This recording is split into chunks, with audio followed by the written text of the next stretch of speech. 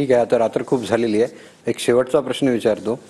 चांदीवाल आयोगाच्या प्रकरणात तुम्ही एक गोष्ट बोलले, म्हणजे ते एक वझे आणि अनिल देशमुखांबद्दल जी काहीतरी एक गोष्ट आहे की मला आयुष्यातून उठवण्याचा प्रयत्न झाला, तर तुम्ही ती सांगू शकाल का? कारण की लोकांना असं आहे की फडणवीसांना आयुष्यातून उठवण्याचा प्रयत्न झाला, अशी काय गोष्ट आहे की जी महाराष्ट्रासमोर आलीच नाही? नाही, असा प्रयत्न 3-4 वेळा त्यांनी केला. त्याचे अजून काही व्हिडिओजही माझ्याकडे आहेत, पण मला या निवडणुकीत ते वापरायचे नाहीत. त्याच्यामध्ये काही स्टिंग ऑपरेशन्सही आहेत की ज्याच्यामध्ये थेट ते पोलीस अधिकारी सांगतायत की कसं देवेंद्र फडणवीसला फसवायचे आदेश आम्हाला होते आणि कशा प्रकारे आम्ही त्याचं प्लॅनिंग केलं होतं, या संदर्भातले अनेक पुरावे, व्हिडिओ, सगळ्या गोष्टी आहेत. एकदा नाही 3-3 वेळा हे केलेलं आहे.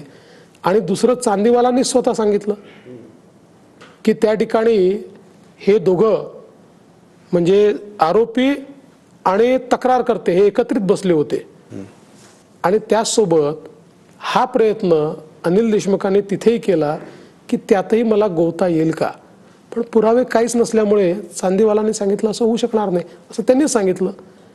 प्रयत्न यांनी खूप केला.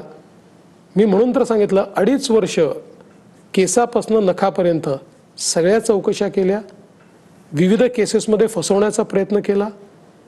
एक पोलीस आयुक्तच याकरता बसवला की त्या पोलीस आयुक्तालाही सुपारीच दिली होती की काय वाटेल ते झालं तरी देवेंद्रला जेलमध्ये टाकायचं, आणि त्यांनी सांगितलं होतं. आणि त्या बैठकीतही त्यांच्या दुर्दैवाने एकनाथराव शिंदेचे जवळचे लोक होते की ज्यावेळी त्या पोलीस आयुक्तांना हे सांगण्यात आलं की देवेंद्र फडणवीसला फसवायचं आहे आणि त्यांनी सांगितलं काळजी करू नका मी फसवतो, हे सगळं खूप घडलं. शेवटी काय, मी पण 5 वर्ष गृहमंत्री होतो. माझे पोलिसांशी संबंध फार चांगले होते, कारण मी कधी बदल्यांमध्ये पैसे मागितले नाहीत, मी कधी फेवरेटिझम केलं नाही. मी साधारणपणे सगळ्यांना न्याय द्यायचा प्रयत्न केला. आजही पोलीस विभागामध्ये मी जेव्हा काही नव्हतो तेव्हाही माझ्याबद्दल आदर होता, आजही तेवढाच आदर आहे.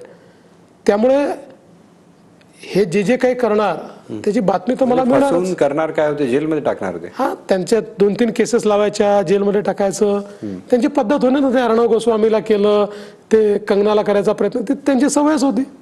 चला ठीक आहे, खूप खूप धन्यवाद. तुम्ही एवढा व्यस्त याच्यातून आम्हाला वेळ काढला आणि तुम्ही आम्हाला एवढा मोठा इंटरव्ह्यू दिला, त्याबद्दल खूप खूप धन्यवाद. धन्यवाद, आभारी आहे. थँक्यू.